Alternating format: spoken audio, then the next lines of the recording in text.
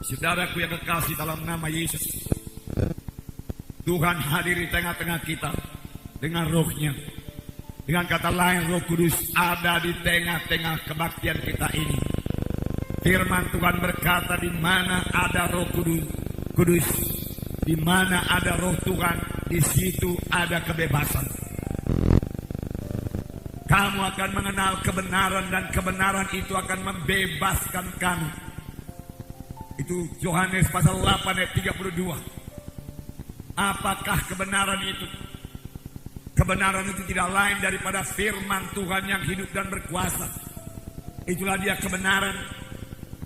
Siapakah kebenaran itu?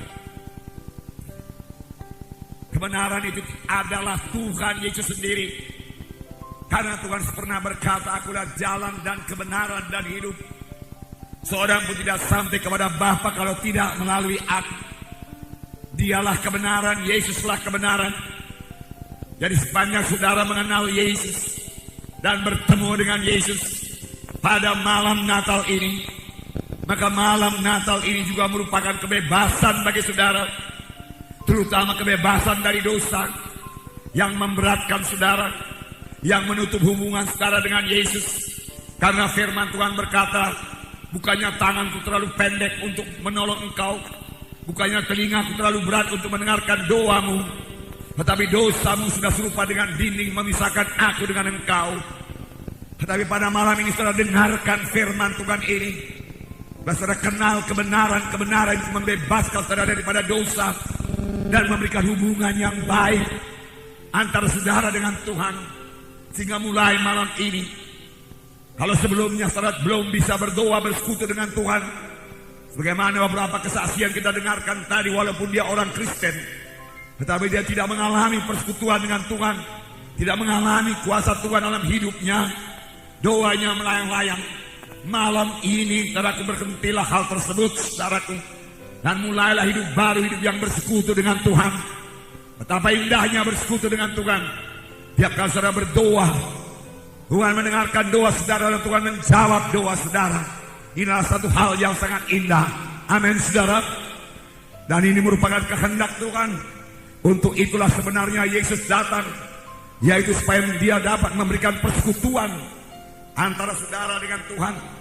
Persekutuan yang indah, yang tidak bisa diganggu oleh siapapun juga. Nah, saudara juga bisa dibebaskan daripada penyakit. Firman Tuhan berkuasa. Firman Tuhan itu hidup dan berkuasa. Firman Tuhan belum kehilangan kuasanya. Tuhan bisa menjamah saudara.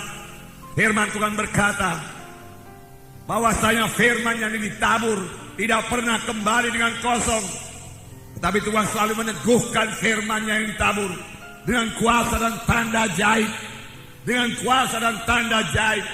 Sebab Tuhan Yesus yang kita sembah itulah Tuhan Yesus yang berkuasa. Dia Tuhan yang hidup. Dia bukan Tuhan yang mati. Dia Tuhan yang hidup, yang mengenal saudara. Dia Tuhan yang mengasihi saudara. Dia Tuhan yang mau mendengarkan doa saudara. Bahkan dia Tuhan yang sangat mengerti keadaan saudara, lebih daripada manusia manapun di dunia ini. Tetapi dia juga Tuhan yang mengetahui hati saudara. Dia Tuhan yang melihat kerinduan saudara, kesungguhan hati saudara pada malam ini. Sepanjang saudara percaya dan sungguh-sungguh kepadanya, maka saudara tidak akan pulang dengan sia-sia. Saudara akan pulang setelah saudara menerima jamahan Tuhan pada malam ini. Amin. Haleluya.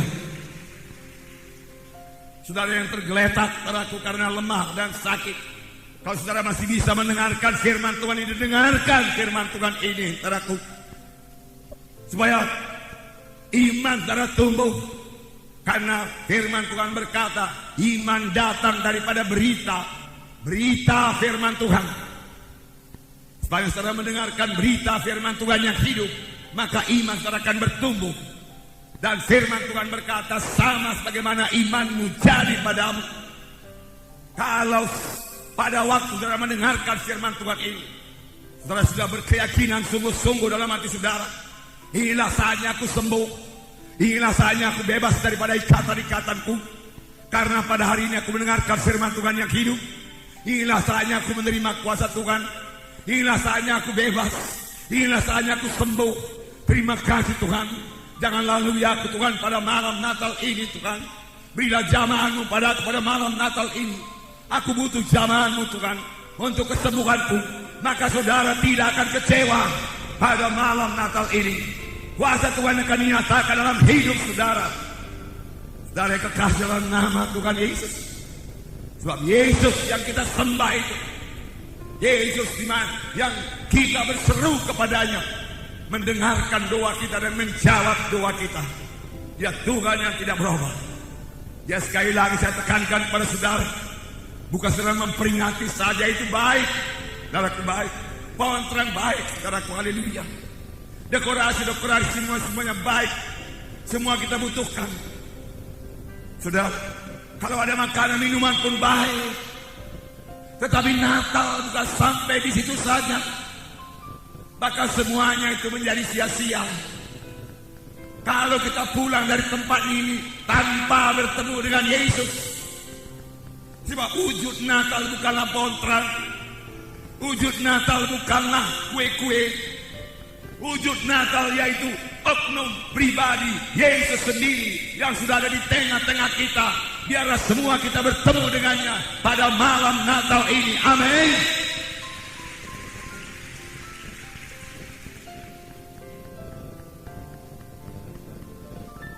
Kita bersyukur kepada Tuhan. Sebenarnya yang kita peringati pada hari ini adalah Yohanes 3:16. Di mana dikatakan karena demikian Allah mengasihi isi dunia ini sehingga dikaruniakannya anaknya yang tunggal itu supaya barang siapa yang percaya kepadanya tidak binasa melainkan beroleh hidup yang kekal. Barang siapa yang percaya kepadanya, siapa saja yang percaya kepadanya, siapa saja termasuk kita semua yang berhimpun di sini, apapun latar belakang saudara, suku, agama saudara, berita bagi saudara, Allah Bapa mengasihi saudara dan Dia tidak ingin saudara binasa. Dia mau supaya saudara sampai kepada hidup yang kekal. Oleh sebab itu Dia mengirimkan anaknya ke dunia ini, lahir menjadi manusia. Itulah Dia Tuhan Yesus Kristus, supaya barang siapa yang percaya kepadanya tidak binasa melainkan beroleh hidup yang kekal.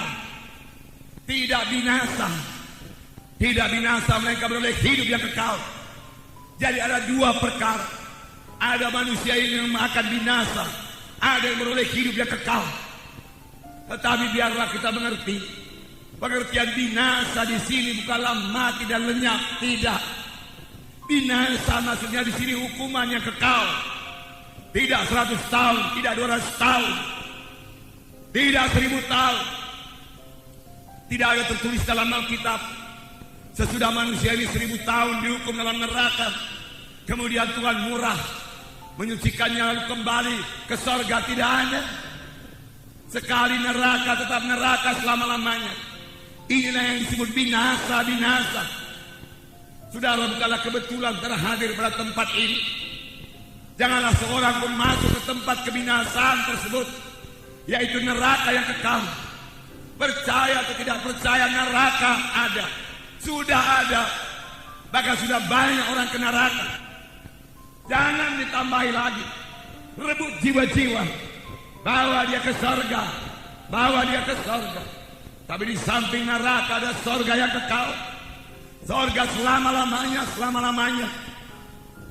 Selama-lamanya senang. Di surga tidak ada kebinasaan. Di surga tidak ada penyakit, tidak ada kesusahan, tidak ada setan. Tuhan menyediakan surga bagi saudara. Tuhan menyediakan surga bagi kita sekalian yang berhimpun di sini. Dan Tuhan menghendaki semua kita memiliki hidup yang kekal. Amin. Karena firman Tuhan berkata, tidaklah Ia gemar seorang pun binasa, tetapi supaya sekaliannya sampai kepada pertobatan. Tuhan tidak suka seorang pun ke neraka. Neraka diciptakan bukan untuk tempat manusia. Neraka diciptakan untuk tempat setan. Tetapi pengikut-pengikut setan, orang-orang berdosa yang tidak mau bertobat, yang cinta kepada dosanya, yang cinta kepada kegelapan, yang cinta kepada kuasa-kuasa kegelapan tidak akan mewarisi hidup yang kekal, tapi beroleh hukuman yang kekal. Jadi yang kita peringati pada hari ini, Yohanes 3:16 digenapkan Tuhan. Semua kita mengetahui ayat ini. Anak-anak mengetahui ayat ini. Dari kecil saya mengetahui ayat ini. Bahkan pernah waktu saya masih sekolah dasar, pada waktu itu namanya sekolah rendah, ayat hafalan saya yaitu Yohanes 3:16. Saya bersuka cita menyampaikan ayat ini, walaupun saya pada waktu itu tidak mengerti apakah saya ini sudah selamat atau belum. Walaupun orang tua saya seorang sintua, seorang pertua, kami juga tidak mengerti bagaimana mencapai keselamatan itu, bagaimana lahir baru menjadi anak-anak Tuhan. Bahkan perkataan lahir baru pun masih sangat asing kepada kami. Tetapi dengan anugerah Tuhan, Tuhan memimpin kami semua kepada keselamatan, lahir baru menjadi anak-anak Tuhan, dosa diampuni dan mewarisi hidup yang kekal. Bahkan saya bertanya, bolehkah manusia ini selama lagi dia hidup di dunia ini mengetahui dengan pasti apakah dia sudah selamat? Dapatkah dia mengetahui dengan pasti kalau dia mati ke sorga? Alangkah senangnya kalau demikian. Firman Tuhan berkata, kita bisa mengetahuinya. Sebagai anak-anak Tuhan, bahkan kita harus mengetahui dengan pasti apakah kita sudah selamat atau belum, apakah kita sudah lahir baru atau belum. Dan kita harus mengetahui dengan pasti kalau kita mati kemana. Kalau kita mati sebagai anak-anak Tuhan, firman Tuhan berkata kita ke sorga, di bawah Allah bersama-sama dengan Dia. Kalau kita hidup dalam Tuhan dan mati dalam Tuhan. 1 Tesalonika berkata mengenai orang yang mati, janganlah kamu bodoh, biarlah kamu mengetahui semua orang yang mati dalam Tuhan di bawah Allah besertanya. Di kuburan sering kita baca ayat ini, pendeta sering membaca, jemaat mendengarkan, tapi kerap kali sebagai penghiburan saja. Bukannya mereka mencek dirinya, sudahkah mereka hidup dalam Tuhan? Sudahkah ada hubungan pribadi mereka dengan Yesus? Apa tidak? Keselamatan ditentukan oleh hubungan pribadi kita dengan Yesus. Keselamatan jiwa, keampunan dosa, lahir baru, hidup yang kekal, semua itu sejalan, bukan ditentukan oleh pencatatan nama di gereja.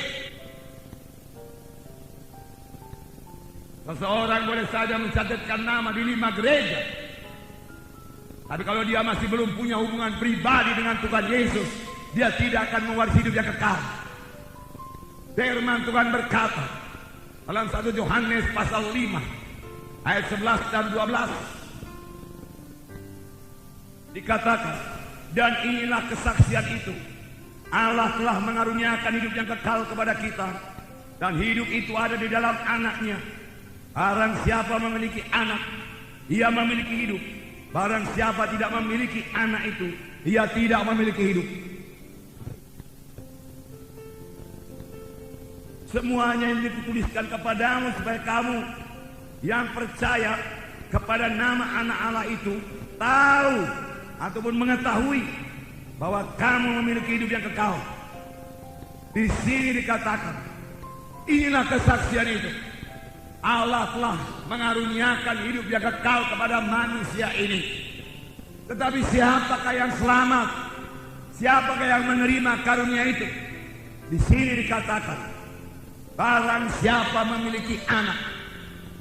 Anak ditulis dengan huruf besar, maksudnya bukan keturunan. Bukan maksudnya barang siapa yang memiliki keturunan dia memiliki hidup yang kekal, tidak. Maksudnya di sini barang siapa yang memiliki Yesus, ia memiliki hidup yang kekal. Barang siapa tidak memiliki Yesus, ia tidak memiliki hidup yang kekal, walaupun dia ke gereja. Sidang pertama, semua mengetahui dengan pasti bahwasanya dia beroleh hidup yang kekal. Itu sebabnya kepada sidang pertama, mati martir tidak menjadi persoalan.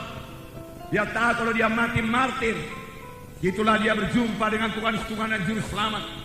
kehidupannya tidak akan berhenti. Barang siapa yang memiliki Yesus, dia memiliki hidup. Barang siapa tidak memiliki Yesus, dia tidak memiliki hidup yang kekal. Jadi keselamatan jiwa bukan tergantung dari kebaikan saudara. Firman Tuhan berkata, kebaikan manusia ini, kejujuran manusia ini hanya sebagai kain lapuk di hadapan Tuhan. Memang sesudah selamat, saudara harus bertobat, tinggalkan semua dosa sebagaimana kita lihat dalam fragmen-fragmen tadi. Bohong pun ditinggalkan, dosa mana pun ditinggalkan. Harus bertobat. Dan sesudah kita selamat, yaitu sesudah kita menerima Yesus sebagai Tuhan dan Juru Selamat kita sanggup melawan dosa itu. Mengapa? Karena kita tidak sendiri lagi. Ada Yesus dalam hati kita. Kita tidak sendiri. Ada Yesus dalam hati kita. Amin, saudara. Ada Yesus dalam hati kita. Inilah dia keselamatan. Bukan pula ditentukan oleh hubungan, bukan pula ditentukan oleh sumbangan kita yang begitu banyak kepada gereja. Bukan. Keselamatan kita ditentukan oleh hubungan kita dengan Tuhan Yesus. Bagaimanakah sumbangan saya? Misalnya 10 juta kepada gereja ini, saya sumbang 10 juta. Apakah itu menghapus dosa saya? Misalnya saya sudah berbuat suatu dosa yang keji, lalu saya berikan 10 juta, hilangkah dosa saya? Kalau begitu orang kaya akan ke surga, orang miskin akan ke neraka karena tidak punya uang buat menebus dosanya. Tetapi tahukah saudara bahwasanya hanya satu yang dapat menebus manusia ini dari dosa? Hanya satu, yaitu darah Yesus yang telah tercurah di kayu salib di Golgota. Haleluya.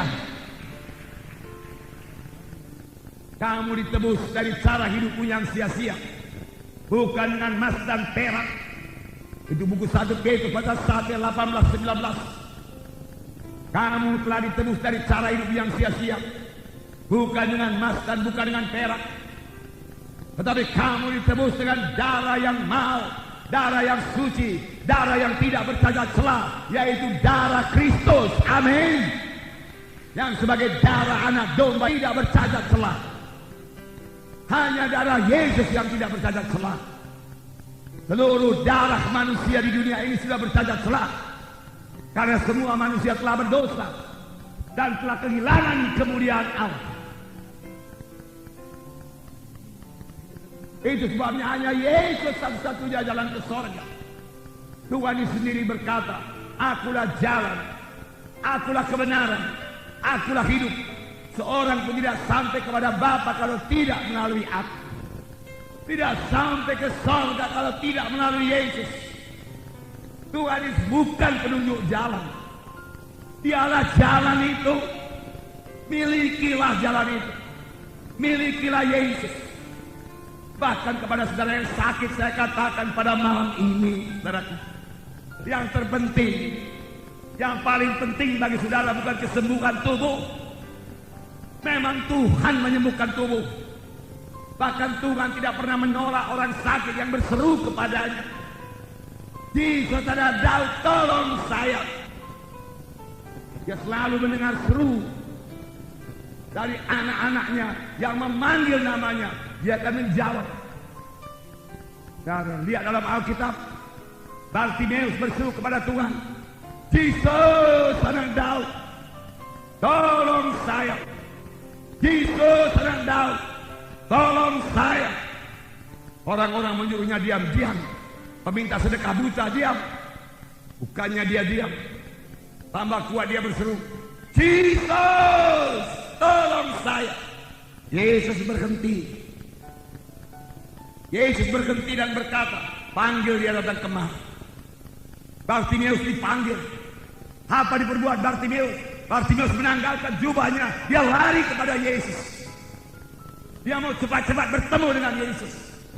Segala halangan-halangan, jubahnya yang merupakan halangan dia buangkan, supaya dia bisa bertemu dengan Yesus. Karena dia tahu kalau dia bertemu dengan Yesus, hidupnya tidak mungkin sama lagi. Demikian juga saudara yang pada malam ini bertemu dengan Yesus. Hidup saudara tidak mungkin sama lagi. Amin.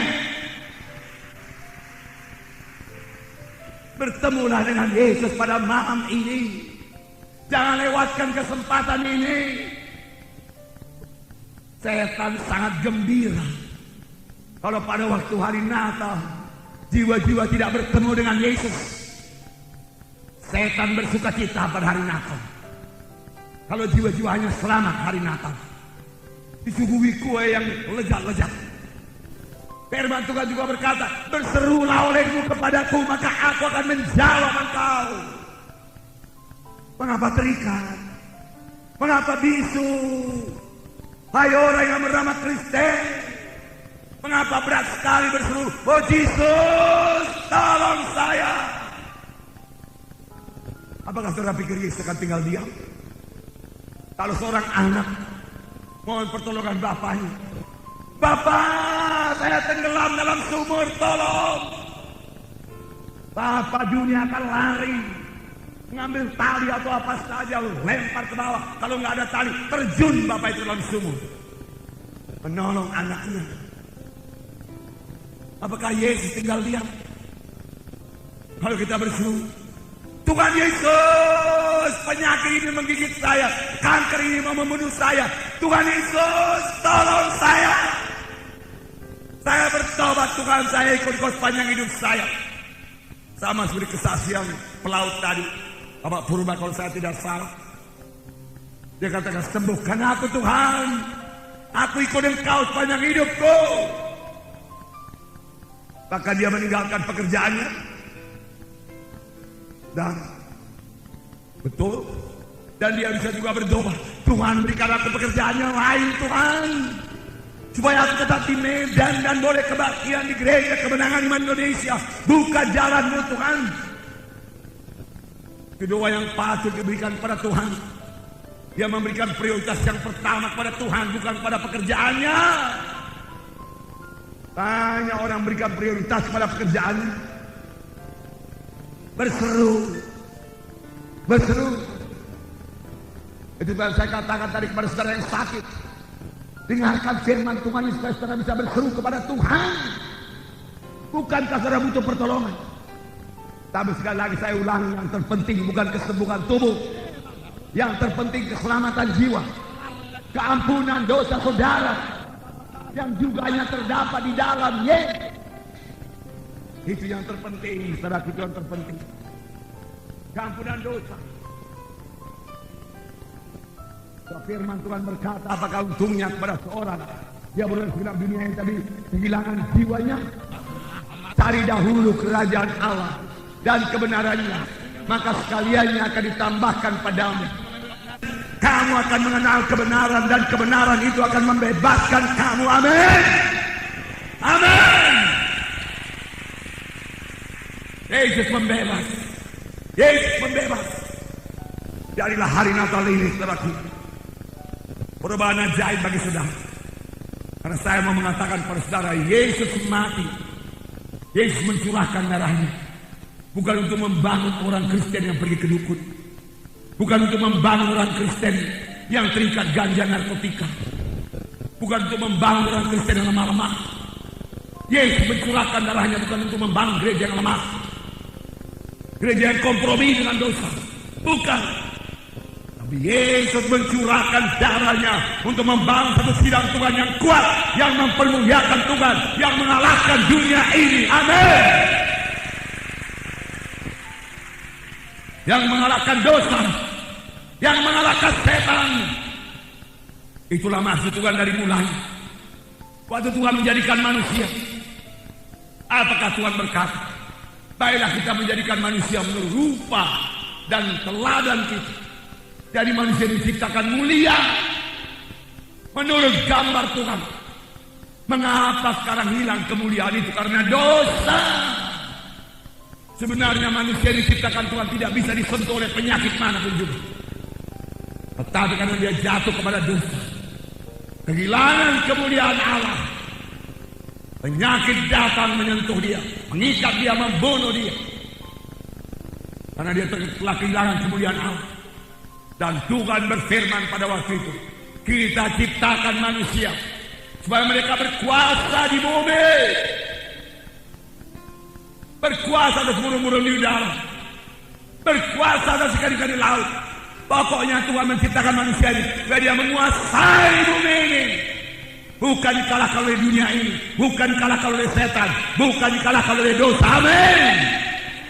Itu kehendak Tuhan. Namun manusia jatuh kepada dosa. Tetapi setelah Yesus datang, Tuhan kembalikan kemuliaan kepada manusia itu, kuasa kepada manusia itu. Yesus masuk dalam hati manusia, dan dengan Yesus dalam hati manusia ini, dia lahir baru menjadi anak-anak Tuhan. Dia bisa mengalahkan setan, mengalahkan dosa, mengalahkan dunia, hidup berkemenangan di dunia ini, dan mempermuliakan Tuhan. Amin. Haleluya. Haleluya. Itu kehendak Tuhan, para Yesus mati bukan untuk membangun gereja yang lemah, bukan gereja yang kompromi, setengah gelap, setengah terang. Sama sebagai pohon terang, terang gelap, terang gelap, terang gelap. Ini nggak ada gelapnya, puji Tuhan. Amin, saudara. Ya. Tidak ada kompromi, tidak ada kompromi. Saudara, malam ini hal yang pertama saudara perlu terima, apa yang terjadi pada seorang yang datang di mana Yesus mengajar di Kapernaum. Seorang sakit digotong oleh 4 orang datang kepada Yesus, tetapi karena orang banyak itu dia tidak dapat masuk, tapi dia tidak menyerah. Saya bacakan pada saudara Markus pasal 2 ayat 1. Kemudian sesudah lewat beberapa hari, waktu Yesus datang lagi ke Kapernaum, tersiarlah kabar bahwa ia ada di rumah. Maka datanglah orang-orang berkerumun, sehingga tidak ada lagi tempat, bahkan di muka pintu pun tidak. Sementara ia memberitakan firman kepada mereka, ada orang-orang datang membawa kepada yang seorang lumpuh, digotong oleh 4 orang. Tetapi mereka tidak dapat membawanya kepadanya karena orang banyak itu. Lalu mereka membuka atap yang di atasnya. Sudah terbuka, mereka menurunkan tilam tempat orang lumpuh itu terbaring. Ketika Yesus melihat iman mereka itu, berkatalah ia kepada orang lumpuh itu, hai anakku, dosamu sudah diampuni. Betapa indahnya ini. Kemudian sesudah itu Tuhan berkata,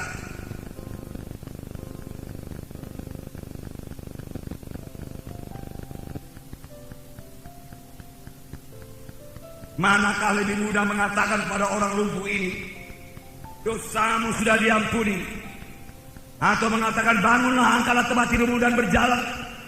Tetapi supaya kamu tahu bahwa Anak Manusia berkuasa mengampuni dosa, berkatalah ia kepada orang lumpuh itu, kepadamu kukatakan, bangunlah, angkatlah tempat tidurmu dan pulanglah ke rumahmu. Dan orang itu pun bangun, segera mengangkat tempat tidurnya dan pergi keluar di hadapan orang itu, sehingga mereka semua takjub, lalu memuliakan Allah, katanya, yang begini belum pernah kita lihat. Yesus mengajar di Kapernaum, penuh semua, di muka pintu dan jendela, di dalam ruangan penuh, orang tidak bisa masuk lagi. Seharusnya demikianlah kebaktian. Jiwa-jiwa berbondong-bondong datang. Seharusnya gereja tidak ada kursi yang kosong. Kita tidak muat dalam ruangan yang punya tempat duduk 2.500 ini, saudara. Ini baru satu wilayah Medan Tuntungan. Pada waktu kebaktian wilayah Medan Timur, di Jalan Pancingsan, kapasitas gedung tempat duduk gereja kita di sana hanya muat 1.000 tempat duduk. Di atas 500 dari 1.500. Penuh di bawah, penuh di atas. Lalu di lapangan depan, saudaraku, parkir mobil digeser keluar. Penuh, bisa muat 500 orang lagi, 500 kursi. Tetapi jiwa-jiwa masih terus datang. Dan jiwa-jiwa yang datang tidak bisa lagi sampai kepada saya. Mereka sampai ke jalan-jalan itu. Saudara, jiwa-jiwa perlu Yesus. Saudara perlu Yesus. Yesus hidup. Dan malam itu Tuhan bekerja. Berita keselamatan, berita kelepasan, berita kesembuhan saya sampaikan kepada mereka. Tapi waktu jam perdamaian, waktu saya panggil ke depan, mereka maju ke depan. Saya melihat begitu banyak yang bangkit dari tempat duduknya, sekitar 1.000 orang. Dan tempat di sini sudah penuh. Jiwa-jiwa sudah sampai di pinggir batas podium. Jiwa-jiwa. Lalu saya katakan stop. Lalu yang di atas tidak bisa maju ke depan, yang di luar tidak bisa maju ke depan. Mereka hanya berdiri di tempat dan berdoa di tempat. Kalau kuasa Tuhan dinyatakan, jiwa-jiwa akan berbondong-bondong datang di gereja. Amin. Haleluya. Tuhan, kembalikan ini Tuhan. Kembalikan kuasa-Mu kepada gereja-Mu Tuhan Yesus. Ini doa saya. Dan gereja Tuhan penuh. Dan jiwa-jiwa berubah, jiwa-jiwa berubah. Malam ini saudara pulang dengan perubahan ajaib daripada Tuhan. Amin. Paling tidak saudara mengenal Yesus sebagai Tuhan dan Juru Selamat. Dan mulai malam ini saudara bersekutu intim dengan Yesus.